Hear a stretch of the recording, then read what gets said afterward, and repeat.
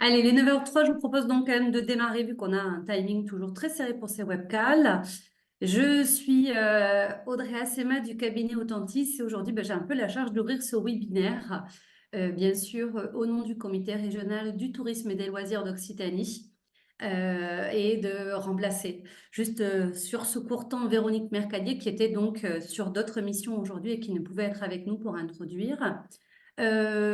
J'imagine que vous connaissez le principe. Webcall, 30 minutes.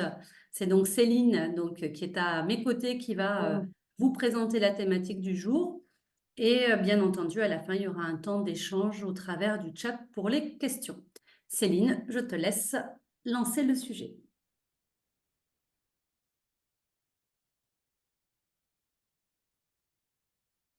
Alors, tout d'abord, bonjour. Et Audrey, tu vois mon écran? Oui, oui, Juste c'est pour tout bon. C'est tout confirmation. bon. C'est tout bon. Allez, c'est parti. Donc, bonjour et bienvenue dans ce webinaire. Je me présente rapidement. Donc, je suis Céline Camous, qui, au sein du cabinet Authentice, suis chargée des formations ressources humaines, management et développement personnel, tout simplement parce que j'ai été manager durant plus de 20 ans. Alors, aujourd'hui, nous allons aborder ensemble un sujet clé dans votre démarche qualité. Ce sujet, c'est savoir différencier l'entretien d'évaluation annuelle et l'entretien professionnel. Les objectifs du jour, donc, et de ce webinaire sont de comprendre et définir les entretiens d'évaluation annuels et les entretiens professionnels, d'apprendre à les différencier et aussi de définir une méthodologie opérationnelle pour les mener à bien. Alors, on va rentrer rapidement dans le vif du sujet et commencer par la définition de l'entretien d'évaluation annuel. Qu'est-ce qu'un entretien d'évaluation annuel?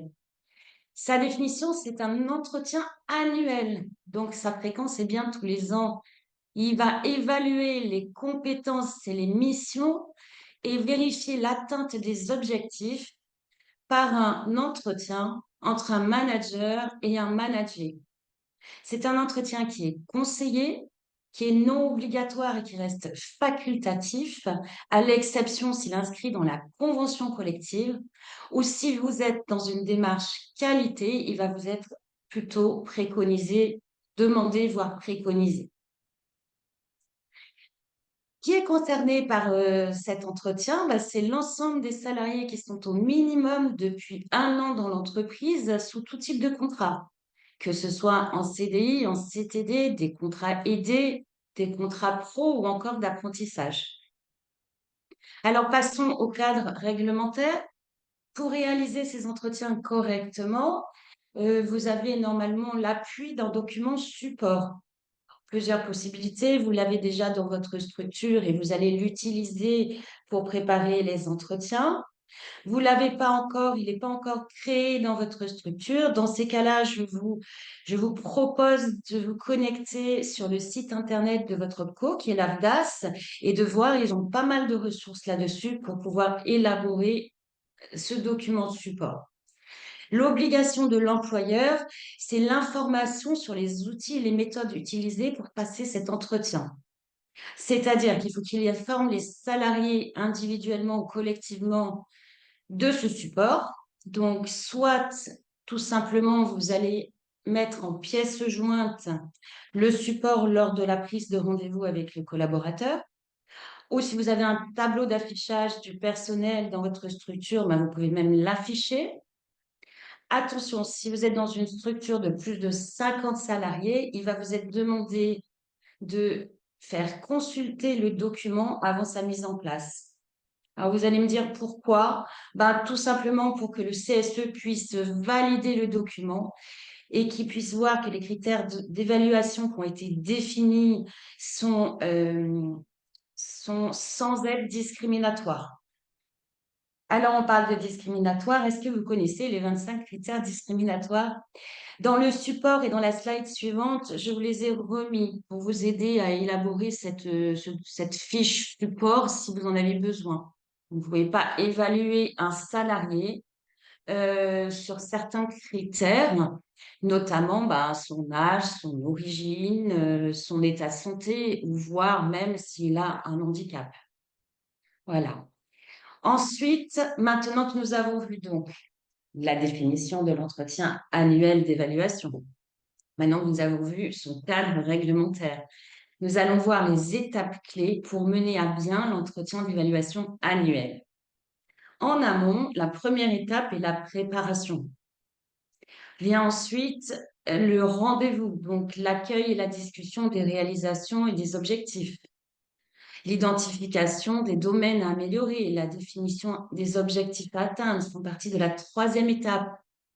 Et enfin, l'entretien se termine par un feedback et une évaluation globale de l'ensemble des points qui ont été abordés durant l'entretien. La cinquième étape est une étape de documentation et de suivi. Nous allons décomposer ces étapes et je vais vous expliquer étape par étape quel est le mode opérationnel. Donc, la première étape est la préparation.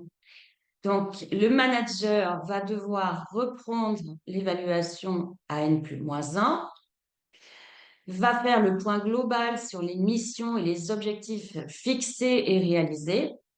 Pour cela, c'est soit son manager direct, soit il va devoir collecter des informations sur un manager qui est opérationnel, ou peut-être des retours clients. Et il va préparer individuellement des objectifs à fixer pour l'année à venir. Le manager, quant à lui, va préparer individuellement lui aussi cet entretien. Il va lister les points abordés, les difficultés qu'il a rencontrées, les réussites sur certains objectifs fixés, et il va remplir bien sûr son questionnaire. Le délai, alors je vous encourage à prévoir un mois, au minimum 15 jours de délai entre l'envoi de la convocation, souvenez-vous, avec en pièce jointe le document support, et à prévoir 1 heure, voire 1 h 30 de planification pour la réalisation de l'entretien. Pourquoi? Parce que si vous prévoyez que, par exemple, que 45 minutes, une demi-heure, 45 minutes, vous avez un délai qui est trop court et qui risque de stresser vous et la personne en face. Alors, la deuxième étape est l'accueil et la discussion des réalisations et des objectifs. Dans cette étape, le manager va aborder les points, donc va présenter le déroulement et l'objet de l'entretien, va réviser les objectifs fixés à N-1, va aborder les réalisations du salarié avec les points forts qu'il a constatés et les succès. Quant au manager, il va aborder également la réalisation des objectifs, ses points forts et ses succès, et il va bien sûr échanger sur les difficultés qu'il a rencontrées lui aussi. La troisième étape est l'identification des domaines à améliorer et la définition des nouveaux objectifs à atteindre. Là, c'est une discussion, un échange entre le manager et le manager qui permet une synthèse des points qui ont été abordés durant la discussion et d'identifier des domaines à améliorer suite aux ressentis et aux difficultés exprimées par le manager. La définition des objectifs à venir doivent être bien concrets et réalisables. La quatrième étape est le feedback et l'évaluation globale. C'est tout simplement la conclusion de l'entretien, une synthèse de tout ce qui a été dit et le commentaire général.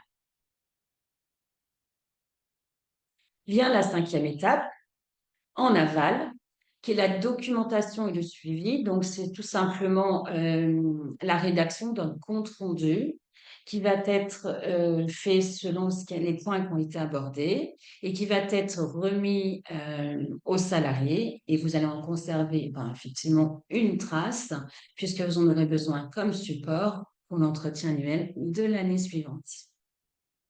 En bref, excusez-moi. L'entretien d'évaluation annuel est un échange permettant d'évaluer l'ensemble des compétences et des performances du salarié et de fixer de nouveaux objectifs. Alors, nous avons vu l'entretien d'évaluation annuel. Passons à l'entretien professionnel.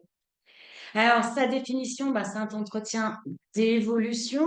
Je reprends bien le mot d'évolution parce qu'en simplement 2 mots, si vous avez vous-même des difficultés à identifier la différence entre ces 2 entretiens, un, c'est l'évolution, donc ça va parler de la carrière, du parcours professionnel du collaborateur, alors que le premier que nous avons vu, c'est l'évaluation, qui va évaluer sur une période donnée les performances du collaborateur. Voilà. Ces 2 mots vont permettre très rapidement de différencier les 2 entretiens. Donc, pour l'entretien professionnel, donc c'est un entretien d'évolution. C'est un moment d'échange formel qui doit être organisé pendant le temps de travail du collaborateur. La différence, il est obligatoire, hein. Il fait partie du code du travail. Il a une fréquence, une autre différence, c'est qu'il a une fréquence tous les 2 ans, alors que l'entretien d'évaluation annuelle est annuel. Et tous les 6 ans, vous devez, donc lors du troisième entretien passé, vous devez faire un bilan du parcours professionnel du collaborateur. Voilà pour sa définition. Qui est concerné? C'est tous les salariés qui ont 2 ans d'ancienneté. Donc, qu'ils soient en CDI, en CDD, en contrat aidé, en contrat de professionnalisation ou en contrat d'apprentissage. Les seuls qui n'en font pas partie sont les sous-traitants et les intérimaires. Alors, cet entretien est régi par la loi Avenir 2018, qui dit quoi? Qui dit que l'entreprise doit vérifier que chaque salarié remplit bien les critères suivants. Un, avoir bénéficié de l'ensemble de ses entretiens professionnels tous les 2 ans. Deux, avoir suivi au moins une formation non obligatoire. Donc, dans ma slide, je vous ai mis est obligatoire toute action de formation qui conditionne l'exercice d'une activité ou d'une fonction. Oui, il y a une petite nuance à pas oublier, c'est que pour rentrer dans le cadre de ce critère, je vais vous donner un exemple. Vous travaillez en logistique et vous êtes dans un entrepôt. Vous devez d'avoir une habilitation pour les chariots et élévateurs. Vous passez une formation annuelle ou pas sur l'habilitation pour conduire ce chariot élévateur. Cette formation, c'est une formation qui ne rentre pas dans le cadre de la loi à venir, puisque c'est une formation obligatoire pour exercer votre métier. Par contre, vous travaillez en logistique, tous les jours, vous conduisez des chariots élévateurs et vous faites la demande lors de votre entretien professionnel de faire une formation sur le macramé, celle-ci rentre dans le cadre des critères de la loi à venir, puisque effectivement le macramé n'est pas une activité que vous faites régulièrement sur votre poste de travail. J'espère que cette nuance vous aidera à faire la différence entre une formation obligatoire et non obligatoire. Restons sur le cadre réglementaire. Un employé peut-il refuser de participer à cet entretien? La réponse est non. L'employé a obligation de participer à cet entretien. Pourquoi? Parce qu'il est lié elle est liée à l'exécution de son contrat de travail. Par contre, la responsabilité de l'employeur est de garder la traçabilité du refus et des échanges du salarié, mais aussi de faire tout pour la mise en œuvre de cet entretien. C'est-à-dire qu'il faut qu'il fasse des rappels et doit prendre acte du refus du salarié de participer à ces entretiens. Cela peut se poursuivre, suivant l'employeur, par une sanction, un entretien de recadrage ou une sanction disciplinaire. Alors, en parlant de sanctions, quelles sont les sanctions qui sont à la charge de l'employeur s'il n'y a pas réalisation de ces entretiens? Donc, l'entretien professionnel est obligatoire, je vous le rappelle, et soumis à des pénalités dans le cadre des non-réalisations de ces entretiens, sur des entreprises de plus de 50 salariés. Si dans les 6 ans, le salarié n'a pas bénéficié des entretiens prévus et d'au moins une formation non obligatoire, l'entreprise est condamnée à une amende qui s'appelle un abondement correctif au compte personnel de formation du salarié. C'est un montant forfaitaire de 3 000 euros. Le salarié doit être informé du versement. L'employeur verse cette somme à la Caisse des dépôts et consignations au titre de l'abondement correctif. Alors, nous avons vu, comme l'entretien annuel, nous avons vu dans l'entretien professionnel la définition, la fréquence, le contenu, le cadre réglementaire. Maintenant, nous allons voir les étapes clés de l'entretien professionnel. Alors, pour être honnête, ben, les étapes clés de l'entretien professionnel, elles sont un petit peu sur les étapes de la même façon que l'entretien annuel d'évaluation. Il y a toujours cette étape de préparation en amont. Puis vient l'accueil et la discussion sur le parcours professionnel. En deuxième étape. La troisième étape est l'identification des besoins en développement et en plan d'action. C'est là où c'est un petit peu différencié. La quatrième étape est le feedback et la clôture de l'entretien.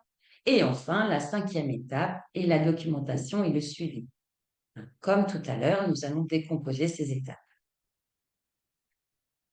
La préparation, le manager envoie la convocation et inclut la fiche de préparation du salarié.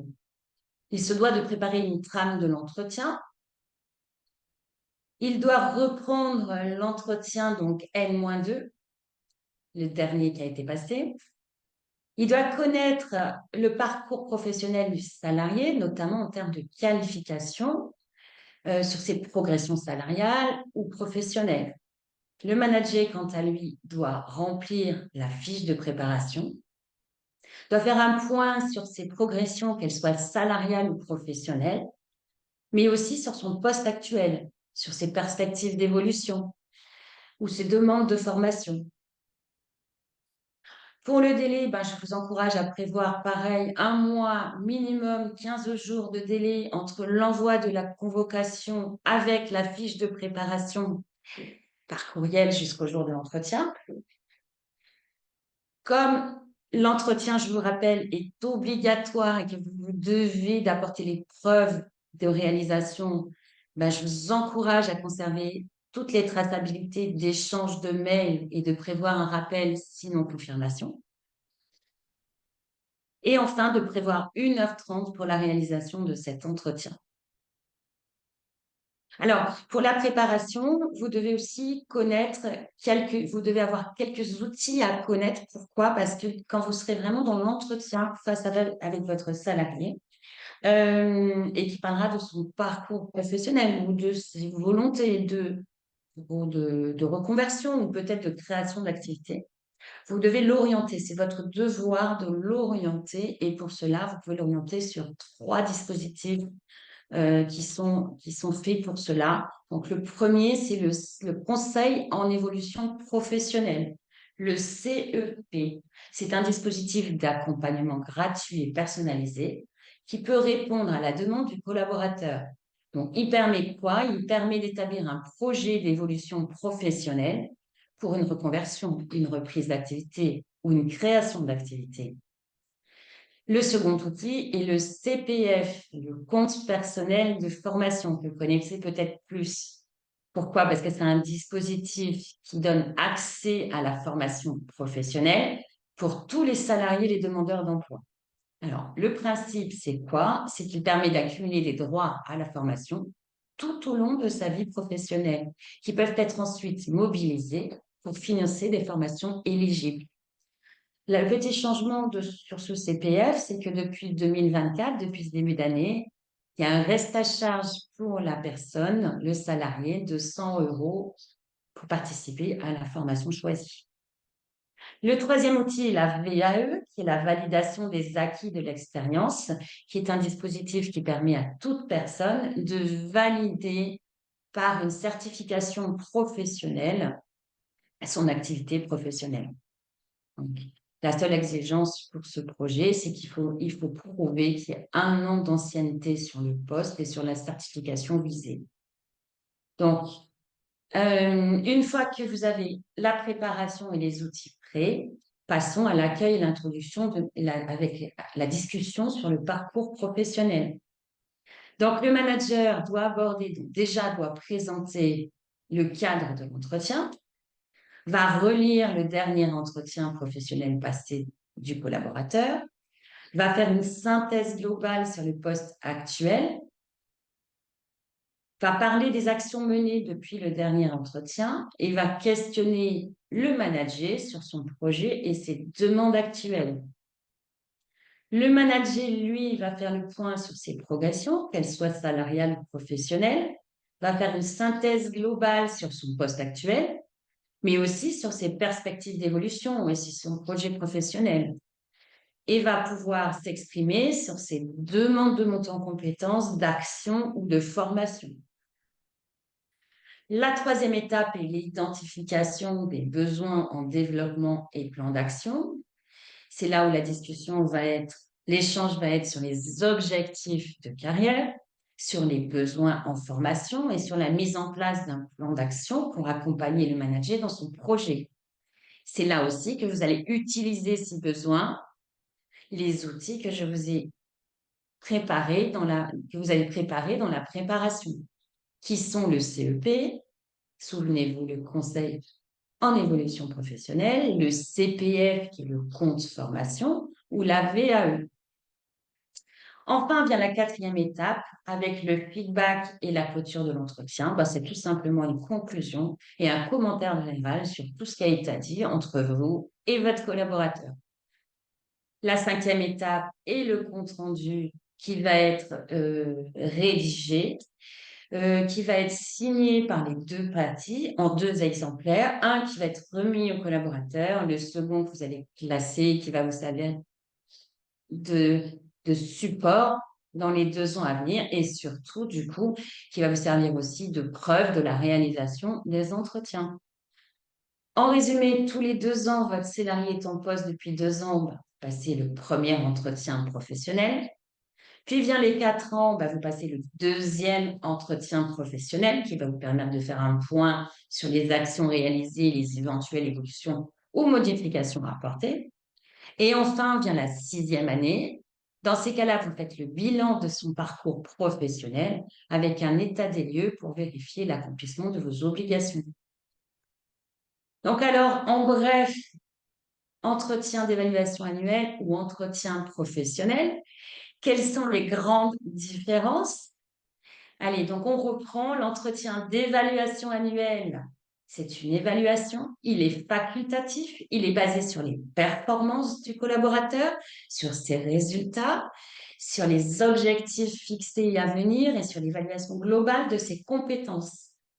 Quant à l'entretien d'évolution professionnelle, celui-ci est obligatoire. Il a une fréquence tous les 2 ans et il est basé sur le projet professionnel du collaborateur, son évolution et ses besoins en formation. Voilà, nous arrivons à la fin du webinaire. J'espère avoir répondu de façon très claire à vos interrogations sur ces 2 entretiens et je reste à votre disposition encore quelques minutes si vous avez des questions dans le chat. Merci. Merci de votre écoute. Merci Céline. Eh bien, en effet, il reste quelques minutes. Donc, je vois que Pauline nous dit merci pour cette présentation très claire, Céline. Donc, Merci. je vous laisse éventuellement nous dire si vous avez des questions. Oui, Pauline, le support sera mis à disposition sur le site du CRT dans les rubriques des webcals avec notamment le replay. Donc, vous pourrez tout à fait le récupérer. Eh bien, écoutez, vous étiez peu nombreux ce matin, mais je suis sûre que vous serez plus nombreux en replay. Si vous n'avez pas de questions, Céline, je te propose qu'on leur dise à bientôt. Très bonne Bientôt. journée à tout le monde. Au revoir. Merci de votre écoute. Au revoir.